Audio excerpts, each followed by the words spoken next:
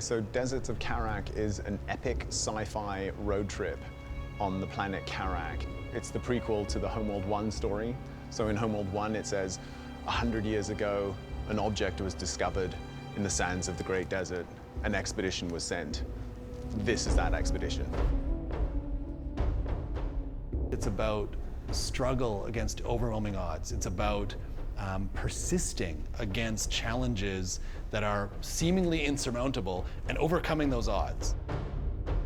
Deserts of Kharak began as a game called Hardware, and Hardware was a science fiction game that we were developing independently, privately. And it was very much inspired by Homeworld and the shipbreakers of Alang Beach in India. So those crazy ship, they run the ship up against the beach and an army of guys come out and like cut it up into bits, and we just thought that looked and felt just amazing. We wanted to capture that energy and put it into a game. The thing I'm most proud of is that it does not feel or play like other games. The game feels so different, the tone feels so different, the gameplay systems feel so different. The scale of the fleet combat, the speed at which ships attack each other, the importance of 3D, even in terms of being on a desert planet, all of those were essential things that we wanted to honor in the gameplay. We had to invent all these new systems I don't think any RTS ever has before. We actually simulate the motion and driving dynamics of all of our vehicles. We used a lot of inspiration from drift racing, with some of the Gymkhana videos and other sources out there.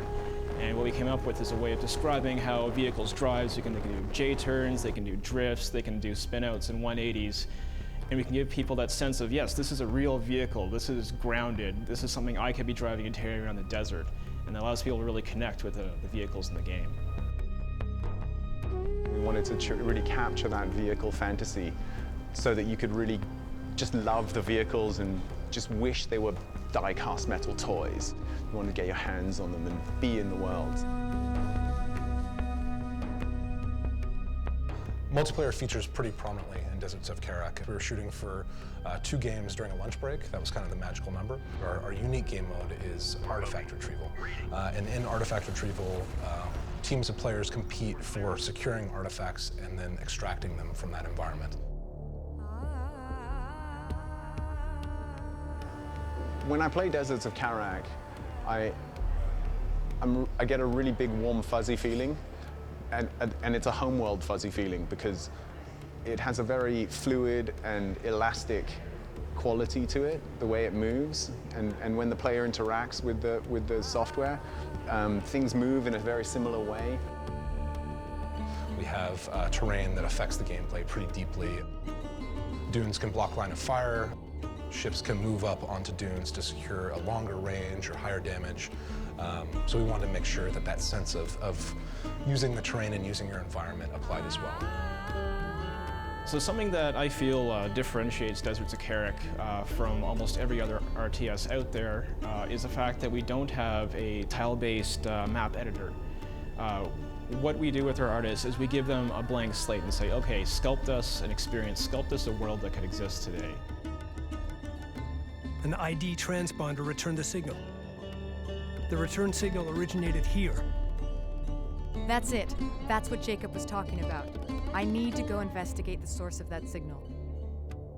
With Deserts of Kharak, we had an opportunity with the characters of Rachel, Intel, the Khad Sajuk character and others to really kind of get into the experience of being on Kharak a little bit more. So the story was something I'm very happy about.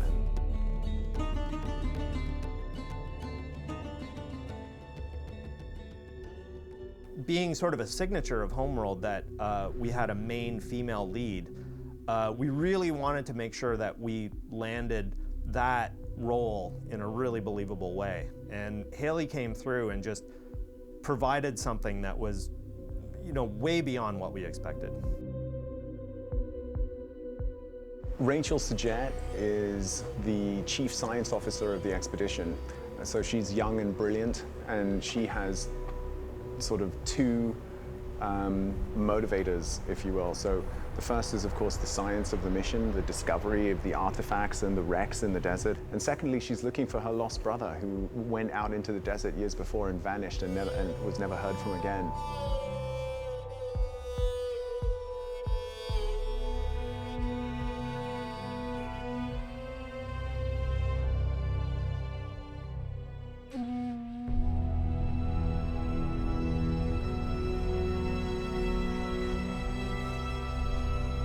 Really raised the bar musically by bringing in the live string arrangements and also the recordings in India, because you have this, very authentic world music sound. This element of combining Eastern sounds with Western strings through the lens of science fiction and synthesizers was a really neat blend. We have all these amazing designers and level artists that freed me up to move on to doing the new version of the animatics. And what we did this time was we moved them into color. We started moving them up into 3D. We started incorporating video footage, camera motions and stuff like that. They still feel very artistic and raw. So animatics here are what we call animated art, basically. It's all about style and just keeping it pure, And to do that, basically, you could do a beautiful painting and then try to make a scene to emulate that, but for us, the painting is the scene. There's nothing lost in the translation. You just move the elements of the painting, and that's basically what an animatic is. Some of these shots have hand-painted layers, live action frames blended in just a little bit with 3D elements composited in. It's a whole gumbo of craziness going on in some of those. Well, I think fans will appreciate the flavor, the look, the feel, and the mood of the game. They'll be surprised and hopefully delighted by us taking that into a new domain and bringing the game down to the surface of a planet and setting it in a desert as opposed to into open space.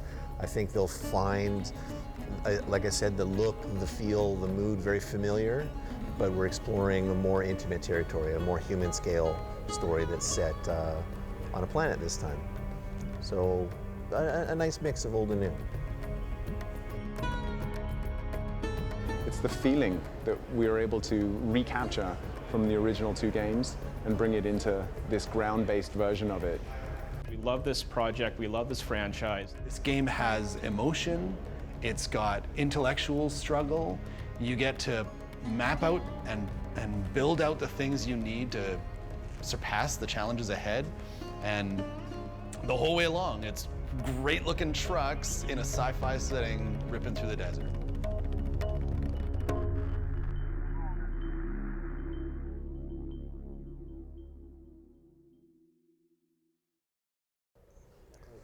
Those gleaming cameras are just so interesting and hypnotic. If I was being attacked by a beast with eyes like that, I'd be like one of those deer, like this huge squid with his enormous yellow gleaming eye. I'd be completely frozen.